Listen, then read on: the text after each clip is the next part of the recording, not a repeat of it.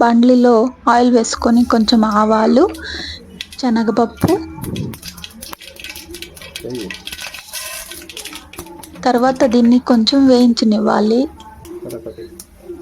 మంట కూడా సిమ్లోనే ఉంచాలి. తర్వాత కరివేపాకు, ఉల్లిపాయలు, పచ్చిమిర్చి అన్ని చిన్న చిన్న ముక్కలుగా కట్ చేసుకొని దాంట్లో వేసేయాలి.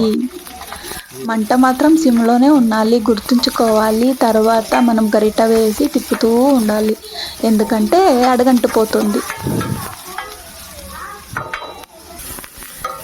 అలా అప్పుడప్పుడు కలిపేస్తూ ఉండాలి ఫ్రెండ్స్. తర్వాత ఉడికించిన బంగాళదుంపలను నేను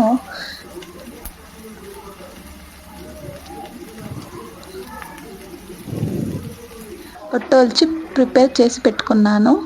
తర్వాత కొంచెం సాల్ట్,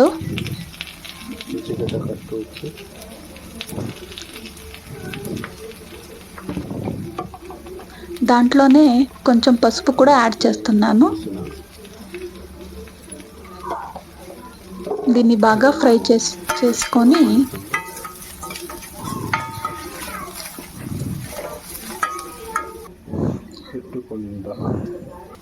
ఇప్పుడు బంగాళదుంపలని స్మాష్ చేయాలి ఒక్కొక్కటిగా.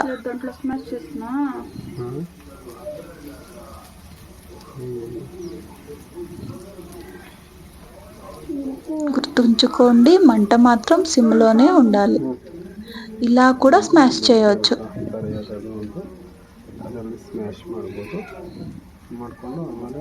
నేను 2 విధాలకు కూడా చూపిస్తున్నాను ఫ్రెండ్స్ మీకు.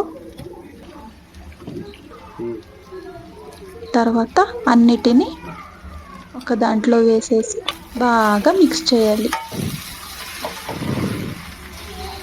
ఆ పసుపు, ఉప్పు, మనం ఫ్రై చేసుకున్న ఆనియన్స్ అన్నీ దీంట్లో కలిసేలాగా బాగా మిక్స్ చేయాలి.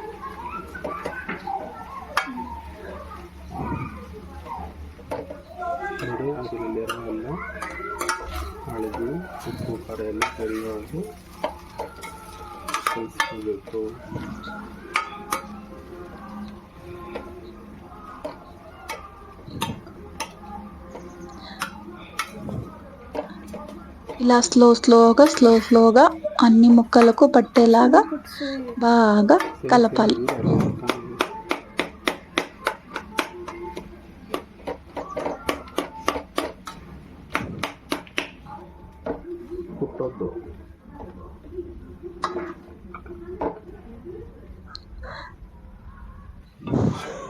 అప్పుడప్పుడు ఇలా చేసుకొని తినడం వల్ల మనకు కూడా హెల్తీ బెనిఫిట్స్ ఉంటాయి. తర్వాత నేను చపాతీ పిండిని కలిపి పెట్టుకున్నాను.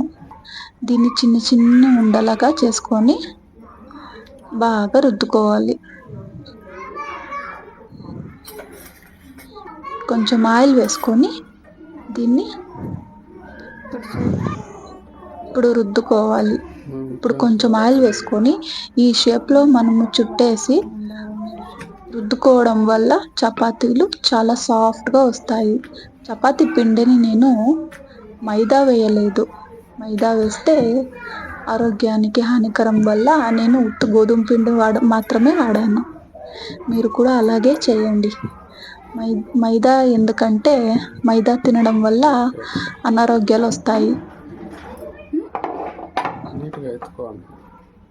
ఇప్పుడు దీన్ని రెడీ చేసుకున్న తర్వాత ప్యాన్ నిండా వేసి లైట్గా ఫ్రై చేసుకోవాలి.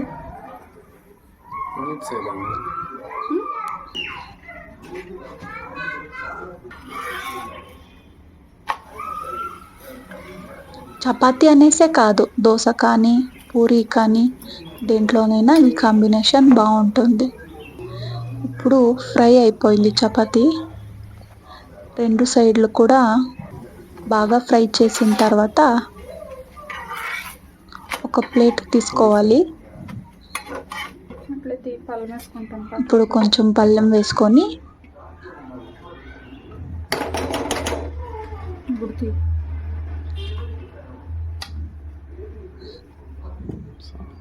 ఇప్పుడు టేస్ట్ చేసే సమయం. తిని చెప్తాను ఫ్రెండ్స్ ఎలా ఉందో.